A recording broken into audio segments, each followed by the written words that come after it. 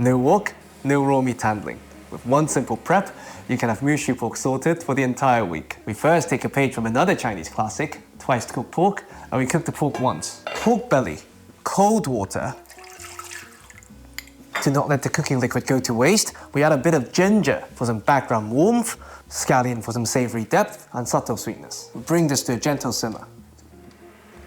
Besides cooking it, what we want is for the fat to render and for the tough collagen to turn into soft gelatine. No salt yet to preserve the texture of the skin, gentle heat to not overcook the meat. 75 minutes is the sweet spot. Now, we have a layer of fat we can reserve as future cooking oil, a light yet gelatinous stock we can save for future use, and meat ready for any stir fry. We take out our belly and allow it to come down to room temperature for easier handling. You can then portion everything for the fridge or the freezer. When you're ready for some Mushu action, suddenly it's as easy as making scrambled eggs, and it is an egg-forward dish. We lightly beat to maintain some contrasting textures. A touch of water to make it more tender by slowing down coagulation.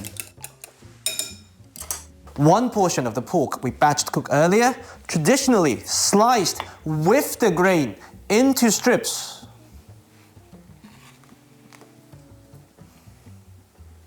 We separate the fat from the lean meat, again, with contrasting textures.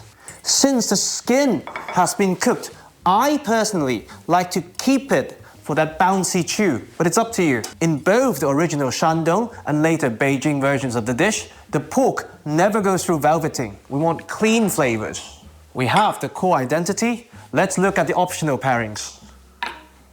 Most commonly wood ear mushrooms for that crunchy yet elastic bite, often with daylily buds, bamboo and cucumber in northern China, with the addition of shredded cabbage and carrots in America. The key is to find the texture you like. Today, do not let the shopping stop you, just cucumber. Non-stick skillet to take the stress away, thin layer of fat we skimmed earlier. We salt the egg lightly just before cooking to not tighten the protein. Eggs in. In traditional wok cooking, softness comes from speed. For home kitchen non-stick, we have a bit more leeway. Once the bottom is somewhat set, we can move a bit. Lower the heat if need be.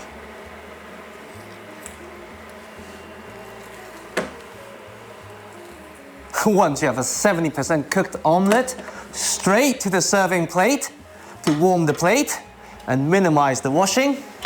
Medium-low heat, fat strips in to gently render some fat. If you don't mind washing one more dish, you can even start with this step. Bear in mind, this is a clean dish, so keep the heat gentle. We don't want crispy bacon flavors.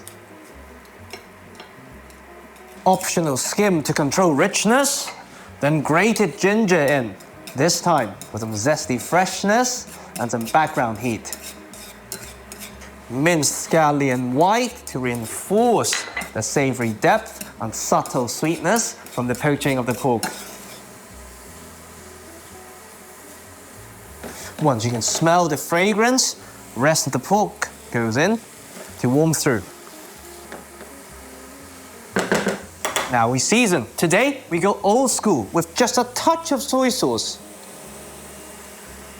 and a bit of salt to not take over the dish.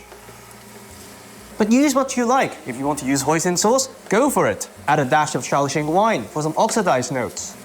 Cucumber in, seeds removed, do not flood the pan. No more than 10 seconds to maintain its crunch. Chop the egg a bit into bite size. Kept it a bit too al dente.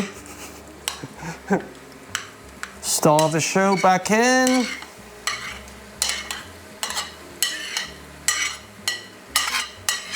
Wipe off excess fat on the plate. We fold gently. Stove off and we plate. You have textures that contrast with the egg, flavors that complement the pork. Rice, pancakes, who am I to tell you how to eat? You have a whole week to play with it.